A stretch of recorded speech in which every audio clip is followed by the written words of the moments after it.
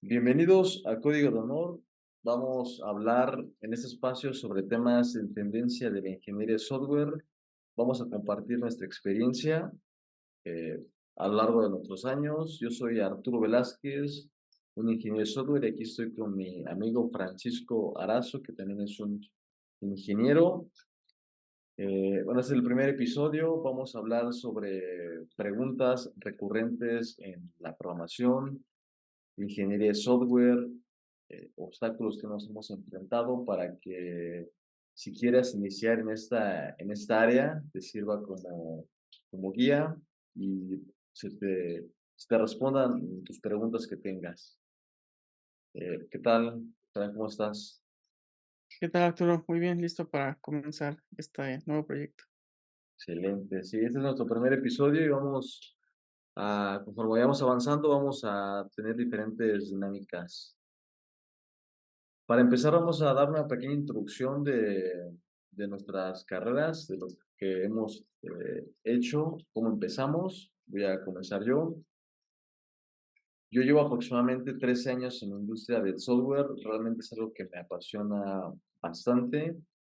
Me he estado enfocando en la mayor parte de mi carrera en la parte del backend. Yo comencé como tutor de clases de Java, dando clases de certificación en, en el Politécnico. Posteriormente ingresé en la industria financiera, empecé a trabajar con Java, me metí también en la parte del backend, continué en la parte financiera, me metí también en la parte del móvil. Me apasiona bastante el cloud computing, los patrones de diseño, la arquitectura, el system design, las buenas prácticas. Es algo que yo siempre trato de promover en los desarrollos que estoy realizando con el equipo. Realmente es algo que me gusta mucho la programación. ¿Por qué? Porque me da una diferente como perspectiva para abordar los problemas. Actualmente estoy en una empresa que se encarga de la ciberseguridad. Es una empresa de Israel bastante interesante. Y bueno, esa es a grosso modo mi experiencia, ¿no? ¿Quieres comentar la tuya, Fran? Claro, Arturo. Bueno, yo llevo 6 años como desarrollador y igualmente me especializo en la parte de backend. Eh, domino, me considero un experto en Java y sin embargo también en el camino he tenido que aprender otros lenguajes como lo es MuleSoft y Kotlin. Es algo bastante eh, divertido no casarte con tecnologías y tener un aprendizaje constante. Mi experiencia mayormente ha sido en sector financiero, en banca. Sin embargo, también he tenido oportunidad de trabajar en startups y te das cuenta de que son mundos totalmente diferentes. A pesar de que haces lo mismo, o sea, son mismos eh, eh, retos en cuanto a nivel de codificación, de lógica, pero el ambiente, la intensidad, son muy distintos y es algo padre, algo que hay que vivir, tocar ambos mundos. Sí, justamente son diferentes mundos, estar en una startup y estar en una empresa ya un poco más grande, porque en la startup tienes que, pues casi que implementar todo de cero. Aquí un poquito como de contexto. Francisco y yo nos vamos conociendo desde hace muchísimo tiempo, somos amigos de la secundaria y bueno, hemos colaborado en distintos proyectos. De forma profesional estuvimos en una empresa, en una startup, que fue donde iniciamos, digamos, esta parte de colaboración y tuvimos la oportunidad de trabajar juntos y, y bueno, hemos estado también en proyectos como freelance y bueno, ese es un poquito de contexto de la pasión que tenemos Francisco y yo. Y bueno, ambos somos apasionados del ajedrez. Entonces, Mm. bueno, aparte tiene mucha relación con la ingeniería de software porque aborda problemas, análisis, resolución. Entonces, esto, los problemas son inherentes en la vida diaria de un programador. Todos los días tenemos problemas, tenemos que solucionarlos, tenemos que tener un pensamiento analítico, de igual forma como se tiene en el ajedrez para abordarlo en el mediano y corto plazo, ¿no? Excelente. Entonces, bueno, ya tenemos una introducción. Vamos a empezar para que la gente que comienza en esta área de la ingeniería de software conozca qué es lo que se hace, qué es los retos que tenemos todos los días en esta experiencia que tenemos. Aquí tenemos unas preguntas que son, digamos, de conocimiento general. Vamos a empezar con la primera que sería, ¿qué es la ingeniería de software? Bueno, la ingeniería de software es una disciplina que se va a encargar del diseño, el desarrollo, implementación y el mantenimiento del software. Todo va a girar en torno al software. Es un campo bastante amplio que abarca desde la creación de aplicaciones web simples hasta el desarrollo de sistemas complejos que operan, por ejemplo, en satélites, control del tráfico aéreo, redes sociales como eh, Twitter, Facebook, TikTok, streaming, aplicaciones de streaming como Netflix, YouTube, VIX. Todo lo relacionado a las aplicaciones tiene que ver con la ingeniería de software. Entonces esta es la definición de qué es la ingeniería de software, todo lo relacionado a las aplicaciones. Otra pregunta muy común que la gente que va ingresando a esta área se hace es, ¿qué hace un ingeniero de software? Básicamente, eh, un ingeniero de software es responsable de convertir las ideas en software funcional. Básicamente, todo lo que requiera automatización, cosas manuales, se va a poder eh, crear en una aplicación, se va a poder digitalizar. Eso es lo que hace la ingeniería de software. Un ingeniero de software trabaja con muchísimas herramientas, tecnologías, lenguajes de programación, metodologías ágiles, por ejemplo, cuyo único objetivo es generar un producto que sea funcional para el cliente o para nosotros, que nos facilite la vida. Eso es lo que hace un ingeniero de software. ¿Cómo ves, Fran? ¿Sí te hace sentido esta definición? Sí, me hace bastante sentido. Es es algo muy común cuando la gente que no es parte de esta industria, no tiene como un contexto claro de lo que realizamos, y a veces es un poquito, complicado explicar, pero esa definición que comentaste está, bastante clara. Nos encargamos del desarrollo de todo lo que tenga que ver con una aplicación, y es algo, bastante padre. Sí, justamente aquí tiene que apasionar y realmente es un campo sumamente amplio y bueno, cualquier tipo de aplicación se puede realizar, aplicaciones de, bueno, ya con la tendencia de inteligencia artificial, aplicaciones de streaming como YouTube, Netflix, por ejemplo, redes sociales, cualquier tipo de aplicación o plataforma web. Entonces, todo esto es lo que hacemos los ingenieros de software, que realmente no es tan fácil como suena, ¿no?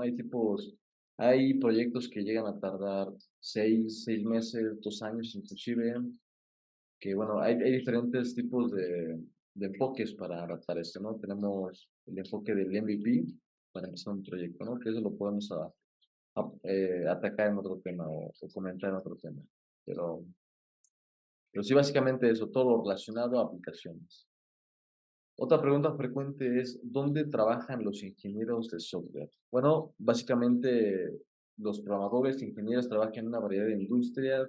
Industrias puede ser de tipo tecnológico, finanzas, atención médica, manufactura, gobierno, empresas privadas, públicas, no sé, en escuelas, en cualquier lugar donde se necesite automatización, donde se necesite un programa que facilite la vida. Entonces, básicamente podemos trabajar en cualquier lugar, ya sea empresas grandes, pequeñas, como freelance. Entonces, realmente el campo laboral es bastante amplio.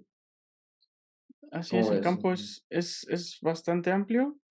Ahí depende las metas que tenga, cada desarrollador, porque como comentábamos al inicio, ahí se realiza tal vez las mismas tareas con las mismas tecnologías, pero son cosas totalmente distintas. Trabajar en gobierno, trabajar en sectores privados, o ser freelance, tiene cada uno tiene sus distintos matices. Por ejemplo, ¿qué experiencia como freelance, de cambios radicales, has visto tú como freelance y trabajando en el sector privado?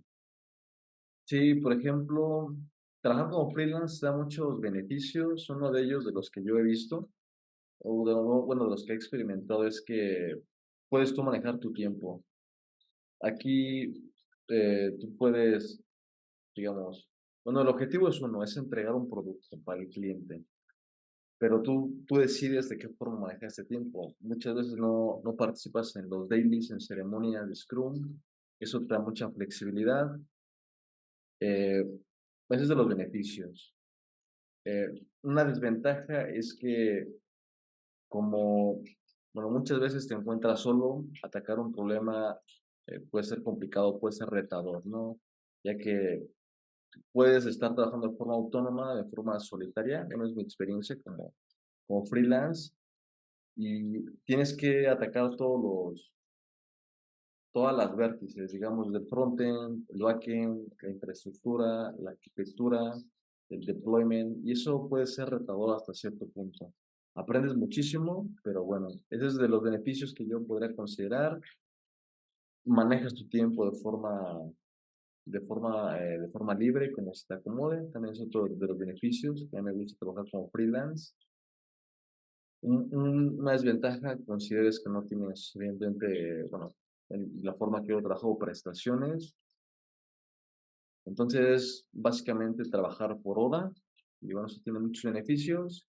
Puedes tener inclusive un empleo que sea de planta y trabajar adicional como freelance. Entonces, es uno de los beneficios que yo encuentro. Otra Otro de desventaja es los que, sí, otro de los beneficios que veo, es de los que más, me agrada, es que puedes implementar tus soluciones, a al a los conocimientos técnicos que tengas. Por ejemplo, si te gusta un tipo de arquitectura especial, y consideras que es la más adecuada para el proyecto, tienes esa libertad de hacerlo y no estás regido a normas tal vez de burocracia, de tecnologías antiguas que se utilizan por sí temas, bastante válidos, como es la seguridad, la estabilidad, que te pueden, brindar, las tecnologías que ya están probadas, que llevan años funcionando. Esa libertad de creación es prácticamente un lienzo en blanco el que tienes, y eso es, para mí, es algo muy padre. Y cosas negativas también, bueno, cosas, desventajas, sería lo que comentas, de que no tienes algún equipo en el que te pueda respaldar, y los problemas, los tienes que resolver, eh, pues, con tu cabeza cuando lo encuentres en Google. sí, o en el Stack Overflow, o en el GPT. Sí, es uno de los, digamos, de los temas que también puede ser una ventaja, ¿no? Porque te obliga a investigar más. Y como bien comentas, tú tienes libertad de escoger la tecnología, si quieres desplegar la nube, que puede ser ventaja o desventaja, ¿no? Porque si no estás apegado a buenas prácticas, puedes implementar, o puedes no tener un buen desarrollo apegado a las buenas normas, a las buenas prácticas, ¿no? Entonces, es un arma de doble filo que puede ser un beneficio si es que tienes, digamos, estas buenas prácticas, ¿no? De desarrollar de acuerdo a patrones de diseño y demás. Te da una libertad de que, como tú bien comentas, ¿no? Tú puedes desarrollar de acuerdo al tech stack que tú conozcas, y eso no te casa con la tecnología que está utilizando en una empresa.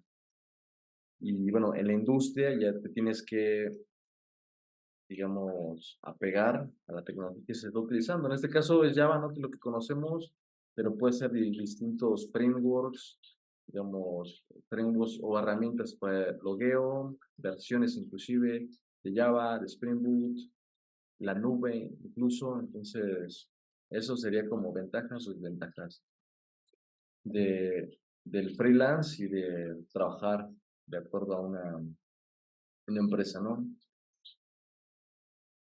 Excelente. Aquí tenemos otra pregunta que es bastante interesante y es, ¿qué desafíos se enfrentan los ingenieros de software? Bueno, los ingenieros de software enfrentamos una serie de desafíos que es mantenerse al día a día con las últimas tecnologías, hay que actualizarse, si no bien diario, pero cada mes, estar al tanto de las tendencias, ya que, por ejemplo, en el backend se está actualizando de versiones de Java, de Spring, de bases de datos, entonces hay que estar siempre a la orden del día, ¿no? La otra vez me comentabas, ¿no? De Java 21, ¿no? De los hilos, ¿no? Realmente es bastante interesante, ¿no? Entonces, son temas que tenemos que conocer porque en los desarrollos nos pueden ser bastante útiles. No es lo mismo desarrollar una aplicación, un servicio con Java 6 a desarrollarlo con Java 17, por ejemplo, o Java 21, que tiene eh, muchísimas características, como los módulos, la concurrencia y demás, ¿no? Entonces, creo que sí hay que estar actualizándose de forma frecuente en esta parte de la tecnología, de los lenguajes de programación.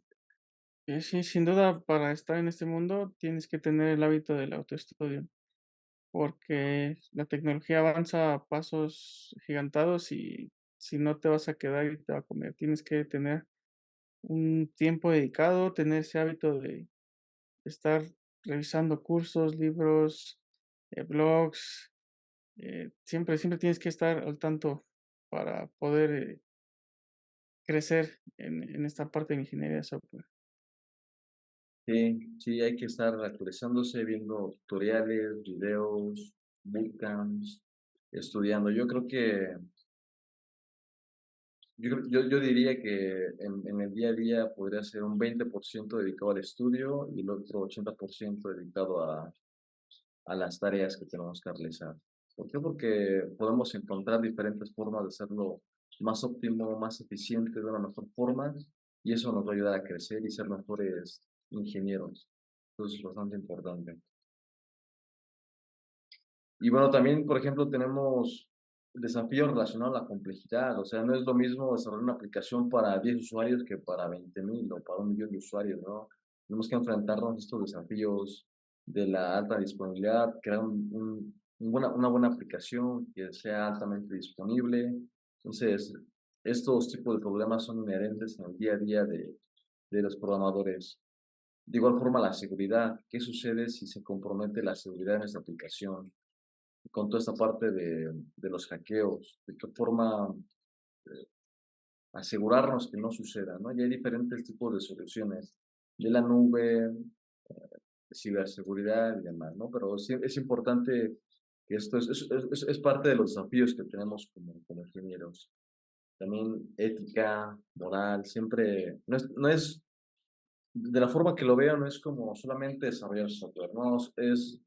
Es un conjunto de herramientas, de habilidades, de soft skills, comunicación, interactuar con otras áreas, entender el problema, comunicarte con los Scrum Master, con los Product Managers, con el cliente, tener esa habilidad de interactuar con otros ingenieros, proponer, dar feedback, dar retroalimentación, recibirla.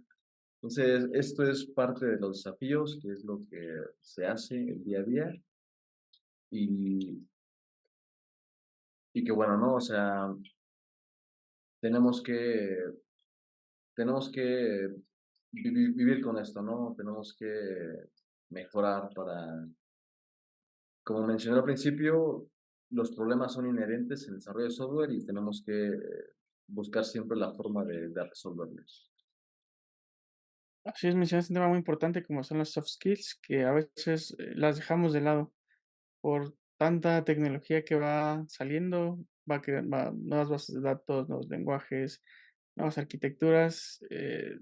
a veces dejamos un poquito de lado el tema de comunicación, que me parece que es vital dentro de la ingeniería y fuera de ella, el saber expresarnos, el ser asertivos, el tener un enfoque adecuado a los problemas, pues, te va a ayudar en cualquier lugar, no importa si es en tu trabajo, familia, en todos lados, trabajar esas habilidades es clave. Sí, totalmente de acuerdo. Por ejemplo, aquí un punto muy importante relacionado a lo que estás comentando en las habilidades blandas es que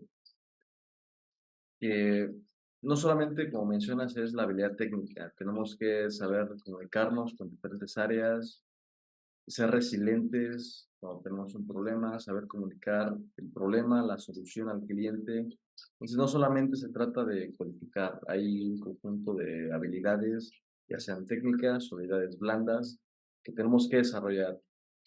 Y algo muy importante es que, por ejemplo, en esta área que estamos, la ingeniería de software, la programación, tenemos muchos beneficios. Uno de ellos es el trabajo remoto.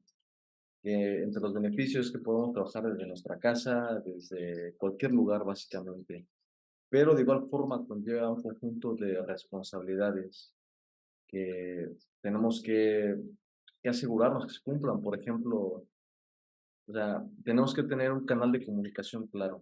Independientemente si estemos en la oficina, estemos en la casa, de forma remota, si estamos en la playa, inclusive el canal de comunicación, ya sea por Slack, por Teams, por Google, tiene que ser claro. Tenemos que estar en constante comunicación con el equipo, comunicar lo que estamos trabajando, el estatus. Para eso existen diferentes metodologías como la de Scrum, pero bueno, la comunicación es sumamente importante, ya sea si estamos trabajando de forma remota, híbrida, en, en la empresa directamente, entonces eso no tiene que cambiar. Tenemos ciertos beneficios como el home office, pero también tenemos que aceptar estas nuevas responsabilidades que tenemos, que es la comunicación. No es válido que, por ejemplo, trabajemos y nos desconectemos todo el día, ¿no? No, eso no es válido, tenemos que comunicarlos con el equipo, qué es lo que está haciendo, entonces, esta parte es la nueva forma de trabajo, la remota. Sí tiene beneficios, pero también tiene sus responsabilidades, sus obligaciones, también yo lo diría. Así es, hay un punto importante que comentas, que no todos son responsables y toman de la mejor manera el home office. Hay quien abusa de a veces de ese tema y no está disponible cuando tiene que estar, no comunica. Eh, ¿Cómo, consideras, tú de el hecho de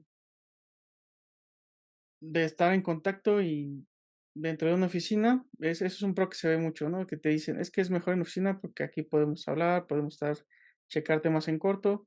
En mi experiencia, nunca tuve tema, cuando me encontraba en home office, siempre pude comunicarme bien, ya es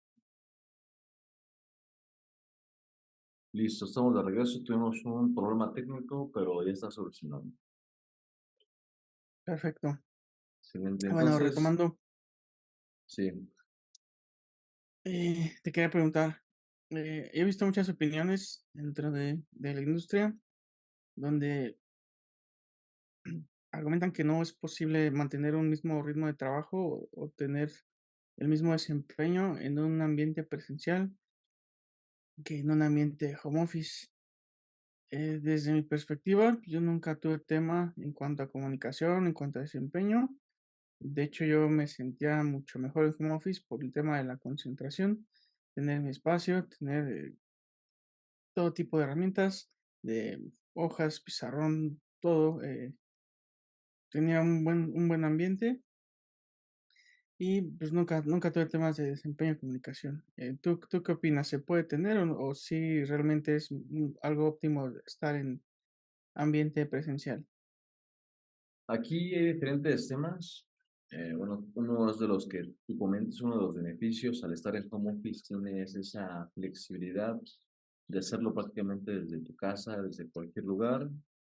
No pierdes tiempo, no perdemos tiempo en trayecto a la oficina.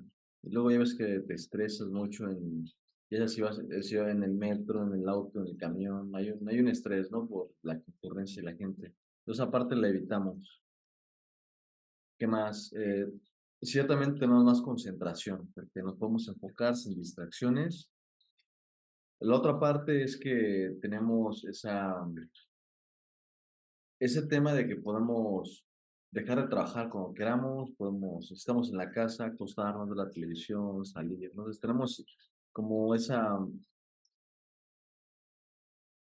tentados también esa parte, ¿no? Entonces creo que, de acuerdo a mi experiencia, yo diría que es óptimo trabajar de home office siempre y cuando se sigan ciertos lineamientos. ¿Cuáles son estos lineamientos? Bueno, el horario de trabajo, digamos, si empieza de 9 a 6, bueno, es totalmente flexible. En la ingeniería de software se trabaja conforme a resultados. Tenemos que siempre dar resultados al cliente, al equipo, entonces hay que enfocarnos en los resultados. Y posiblemente tengamos un resultado en media hora, en una hora. Entonces, siempre tenemos que,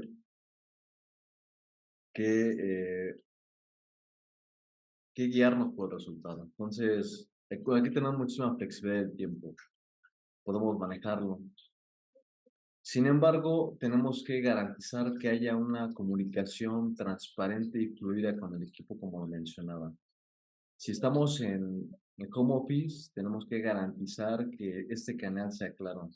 Tenemos que actualizar nuestro estatus. Si estamos trabajando en manejadores de herramientas como Jira, Atlassian, Trello, tenemos que actualizar las tareas, que los demás miembros del equipo conozcan lo que estamos haciendo. Siempre actualizarlo si es que existen dudas, comunicarnos con las personas correspondientes, tener comunicación por Slack, por Teams. Esto es sumamente importante. Si esto lo podemos garantizar trabajando de forma remota, es, es lo adecuado. De otra forma, considero que la oficina también da cierto sentimiento de pertenencia y es importante tener una comunicación directa, digamos, persona a persona con el equipo. También lo considero importante ya que eh, interactuamos con el cliente, con los ingenieros, con los PM y tenemos comunicaciones más directas, ¿no? Eso yo también lo considero importante. La forma en que yo lo abordaría es un enfoque híbrido y es el que yo creo que sea el óptimo. ¿De qué forma? Posiblemente 4 días home office y un día en la oficina. O, no sé, 3 días de home office o 2 en la oficina, o 2 semanas en la oficina o 3 semanas en la oficina. Perdón, 3 semanas de home office y una semana de oficina. Entonces, yo lo manejaré así. En caso de que estemos trabajando con clientes de otros lugares, de otros países, clientes remotos, ahí se dificulta un poquito el trasladarse a la oficina, pero aquí hay que garantizar la comunicación transparente con todos los miembros del equipo. Es lo que yo he notado, que muchas veces no tenemos claro lo que están trabajando las demás personas. Si no se comunica el estatus, pues básicamente no conocemos en lo que están haciendo los demás. Entonces, en el trabajo remoto, en el home office, la comunicación es de suma importancia. El óptimo para mí sería algo híbrido, como te comentaba, 4 días de home office y un día en la oficina, pero si es totalmente remoto, también lo considero algo óptimo. Sin embargo, hay que utilizar ciertos lineamientos, como la comunicación, actualización de tareas, manejos de tiempo, eso es sumamente importante. Entonces, Sí, es el uso adecuado de las herramientas para tocar temas en corto, como puede ser Slack, como puede ser Teams, como puede ser el chat de Google. Eh, el tema también de las tareas, por ejemplo, un buen uso de Jira, yo creo que ayuda a todo el equipo a saber en qué se encuentran las tareas, en que si hay algún stopper. Creo que Jira, por ejemplo, una práctica que yo tengo es diario, al final del día, comentar si tuve algún avance, prácticamente lo que voy a hacer en el daily. Y eso pues ayuda a hacer un poco más transparente la información. Hay algo que le llaman el salario emocional, que es una de las características que te da el tener home office. Lo comentabas, el estrés del tráfico, el transporte público, eso es el tiempo, las horas extra que obtienes en tu día. Esa parte me parece que si buscas tener un equipo más contento, que pueda tener una vida más allá del trabajo, considerar un esquema híbrido, como comentas, dándole un poquito más de peso al home office, me parecería bastante ideal. Totalmente de acuerdo con lo que comentas en relación a la parte emocional. Estar expuesto a tanto estrés, del tráfico, de las personas, la concurrencia, eso llega a afectar el rendimiento de las personas. Y, por ejemplo, como anécdota, yo antes trabajaba, yo trabajo en la Ciudad de México, antes trabajaba hasta Santa Fe, entonces trasladarme desde, digamos, del centro hasta Santa Fe era un tema. en- por el transporte tenía que estar inclusive una hora ahí parado, esperando el camión. Y bueno, era un rollo igual en el metro. Y eso genera cierto tipo de estrés. Con esta parte del home office ya no lo tenemos y podemos enfocarnos más en nuestras tareas. Entonces, sí lo veo como un beneficio. Realmente estar en home office y estoy totalmente de acuerdo que hay que fomentar esta parte del home office. Entonces, sí, sí, muy bien. Y también comentaste algo de que actualizas tus tareas de forma diaria. Eso lo, lo, lo encuentro como una práctica muy buena, ya que estamos notificando al equipo qué es lo que estamos realizando, en qué se quedó el estatus. Y bueno, es algo muy transparente de nuestro trabajo. Mantenemos una línea muy transparente, ¿no? En esta parte del trabajo, qué es lo que estamos haciendo, el estatus. Y por ejemplo, lo que me funciona mucho a mí cuando estoy en home office, la, que es desde que estamos en COVID, es que yo trabajo con manejadores de tiempo como pomodoros, tiempos de pomodoro. ¿De qué forma funciona esto? Trabajo en lapsos de... Hay diferentes estilos. Uno es trabajar en lapsos de 30 minutos, estar totalmente enfocado, apagar la notificación de tu teléfono, de la computadora, no ver el celular y enfocarse al 100% en lo que está realizando. Esto evidentemente genera un poquito de desgaste cognitivo. Posteriormente tenemos que tener un descanso de 5 minutos.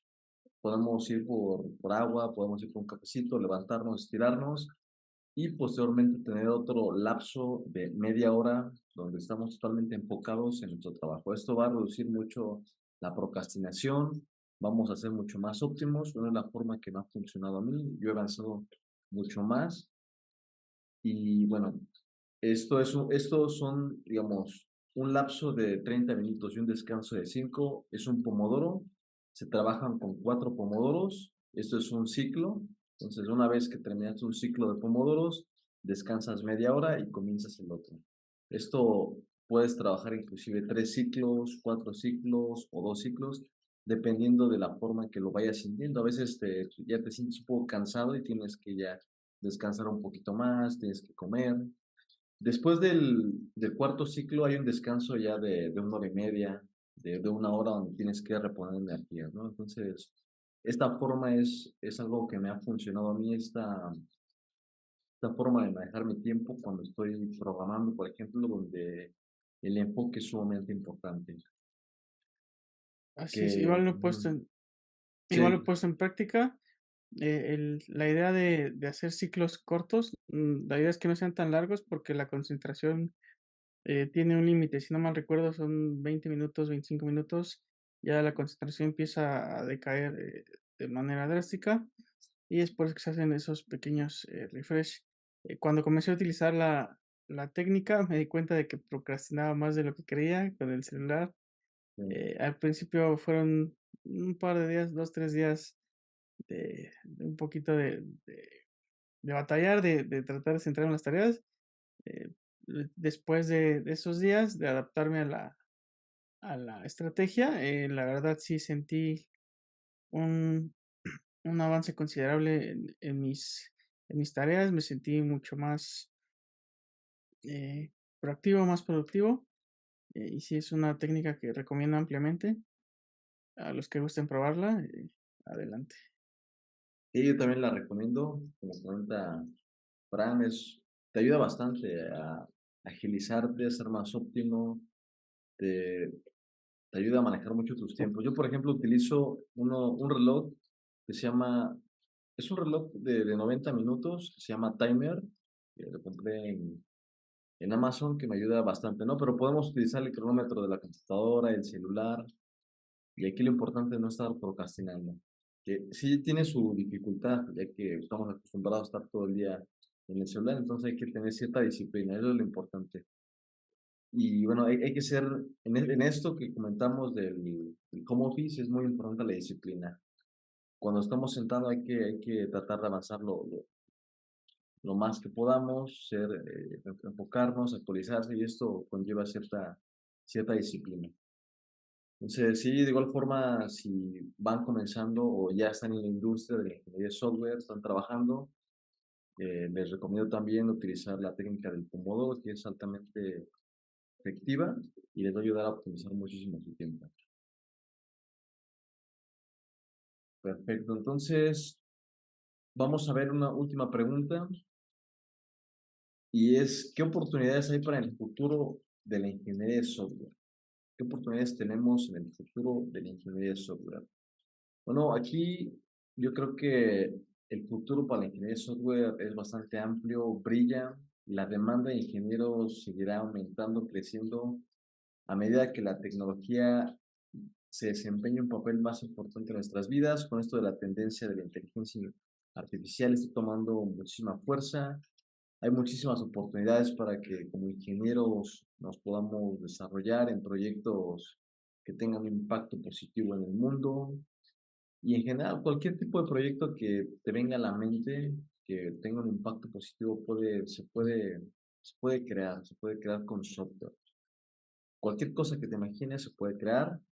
En la parte de software se tiene que analizar. Entonces yo creo que las oportunidades van a ser muchísimas, están aumentando, la demanda es bastante y bueno, con la tendencia de la inteligencia artificial, esto está creciendo. También un área que tiene mucha demanda es la ciencia de datos, por ejemplo, la programación. En las distintas ramas, por ejemplo, el backend, el frontend, el móvil, la seguridad, esto va a tener muchísima demanda.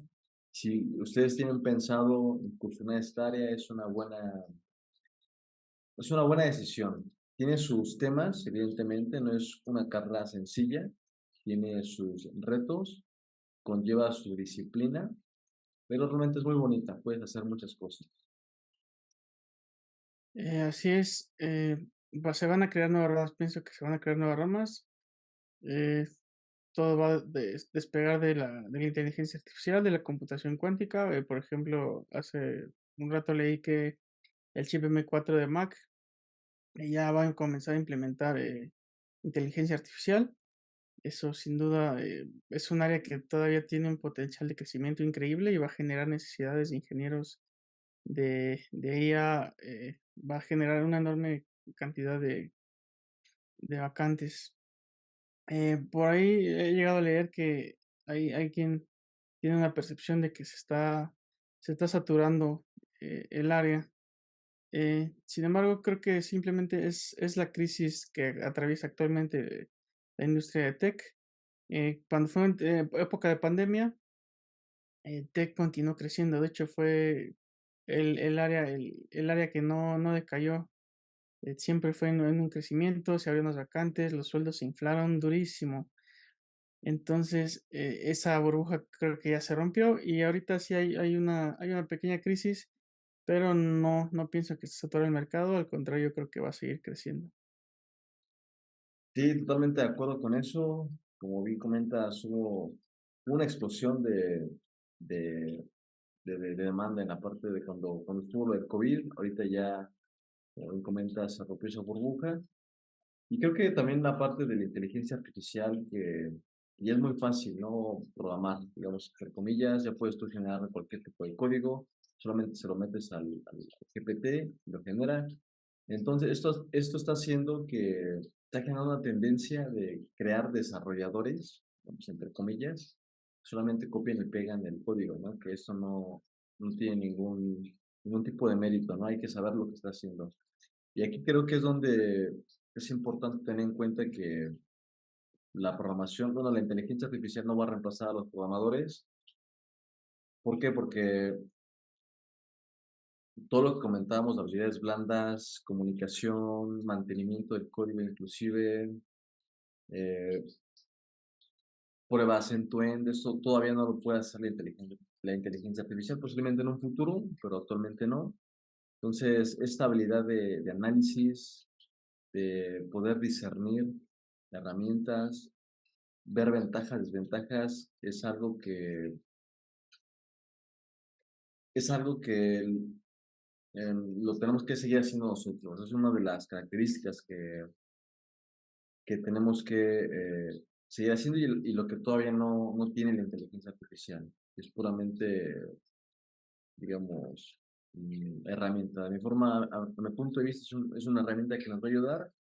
Entonces, aquí la recomendación para los ingenieros que están en la industria, que están espantando inclusive con las noticias que la inteligencia artificial va a reemplazar a los desarrolladores.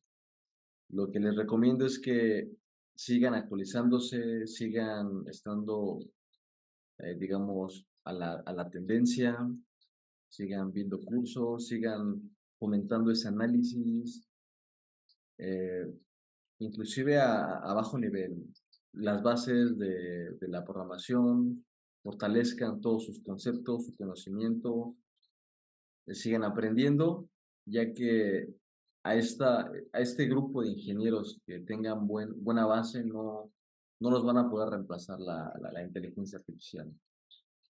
Va a ser una ayuda, pero no se va a reemplazar. Va a reemplazar a aquellos ingenieros, desde mi punto de vista, que no se estén preparando, no estén actualizando, que no sepan cómo funciona por detrás, que no sepan cómo funciona el código que nos da GPT, que nos da Copilot, que nos da el Gemini, que no sepamos por qué nos lo está dando, simplemente lo copiamos y lo pegamos.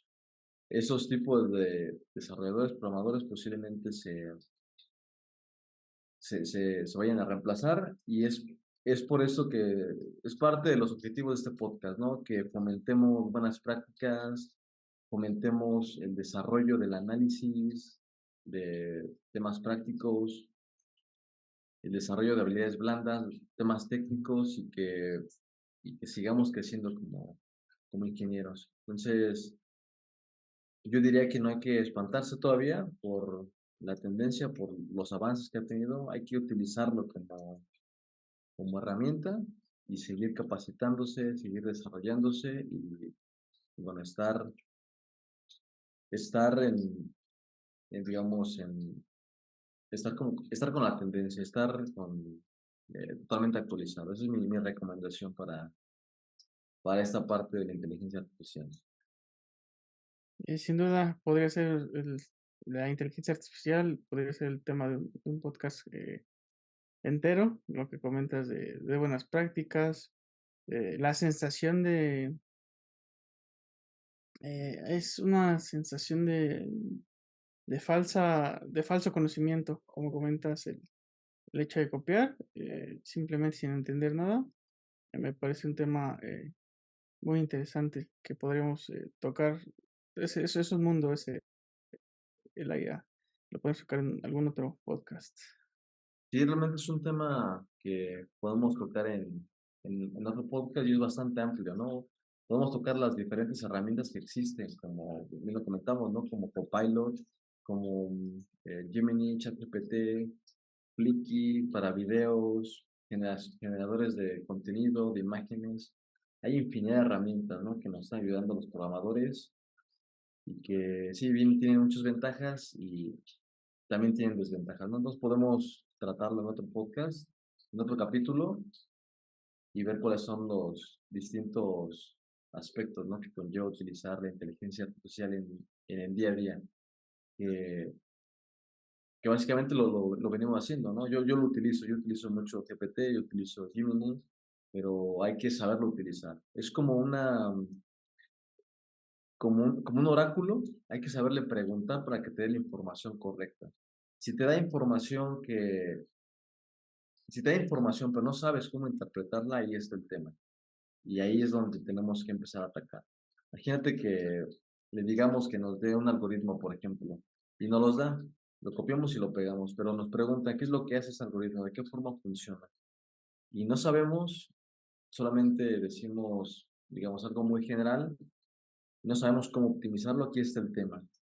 Hay que entender cómo funciona por detrás, las bases y con las herramientas de inteligencia artificial ahorrarnos lo que podemos hacer en una hora, lo tenemos en 10 minutos, pero sabemos qué es lo que estamos haciendo, conocemos lo que está pasando por detrás, en temas de algoritmos, programación de backend, inclusive frontend y demás lenguajes, ¿no? Entonces es importante utilizarlo en el momento adecuado. Yo no lo recomendaría la inteligencia artificial para personas que van iniciando en la ingeniería de software, para desarrolladores junior. ¿Por qué? Porque esto puede hacer, como bien comentas, eh, eh, hacer, digamos, eso de copiar y pegar, te hace, da un sentimiento de conocimiento, pero realmente no lo tienes. Eso no es Así conocimiento, es. solamente estás copiando y pegando. Entonces, yo no lo recomendaría para las personas que van incursionando, desarrolladores junior. Lo que yo recomendaría es que se le metiera al 100% a ver videos, tutoriales en las diferentes plataformas que existen, bases de programación como estructuras de código, flujos de control, condicionales, bucles, variables, demás. Una vez que hayas entendido cómo funcionan las bases de la programación, ya puedes empezar a pensar un poquito en formas de automatizar tu trabajo. Mientras, Yo, tienes que hacerlo tú. Ujú. sí, yo no me cierro tanto a que no lo usen, sino cambiar el enfoque de cómo lo usan. Si van inmediatamente a que le solucione todo sin tener buenas bases de lo que están haciendo, eso sí no les va a ayudar mucho. Pero si lo utilizan como una herramienta de aprendizaje para aprender unas bases, ejemplos, creo que va más por el enfoque de cómo lo deberían de utilizar. Sí, totalmente de acuerdo, ¿no? Por ejemplo, como bien dices, ¿no? Puede ser una fuente de conocimiento, ¿no? Tú le puedes preguntar, ¿sabes qué? Explícame de qué forma funciona una arquitectura de microservicios, ¿no? Y que te lo explique parte por parte, y eso te puede ahorrar mucho tiempo de buscar en Google, por ejemplo, en artículos. Eso sí te puede ayudar bastante, ¿no? Entonces, estoy de acuerdo con lo que comentas, que lo puedes ayudar para entender temas, por ejemplo, ciertos aspectos, pero para copiar y pegar código, eso sí yo lo prohibiría actualmente. Pero para temas de información, eso siempre, ¿no? Siempre es bastante bueno. Pero sí podemos platicar de la inteligencia artificial si quieres, en el siguiente episodio, y que podemos extenderlo muchísimo. Y me parece perfecto. Podremos tener temas de interés, podremos comparar inteligencias, eh, contar nuestra experiencia, cuál es nuestra favorita, buenas prácticas, cómo usar algunos tips para sacarle el máximo provecho. Excelente, pues ya llegamos al final del primer episodio. Realmente lo disfruté bastante. Nos extendimos en temas de ingeniería, preguntas básicas. Teníamos contemplado abarcar un poquito más de experiencia personal, pero esperemos que les haya sido de utilidad esas preguntas para los que quieran incursionar en esta área, estén viendo si meterse o no. Y para los que ya están en la industria, tengan tips, consejos que los ayuden a crecer. Por ejemplo, lo que comentamos de Pomodoro, es el objetivo del podcast, ayudar a las personas que están funcionando y desarrollar a los que ya están en la industria. Entonces, realmente esperemos que les haya sido de utilidad este primer episodio. Vamos a continuar con más preguntas en el siguiente episodio. Así es, Arturo. Fue una charla muy amena, muy agradable y esperemos que les haya sido de utilidad, que les haya entretenido y pues dejen sus preguntas o algún tema del que gusten que hablemos y con mucho gusto. Excelente. Cuídate mucho, mi estimadísimo Fran. Estamos viéndonos la fin de semana. Igualmente nos estamos viendo. Hasta la Cuídense próxima. mucho, hasta luego. Hasta luego.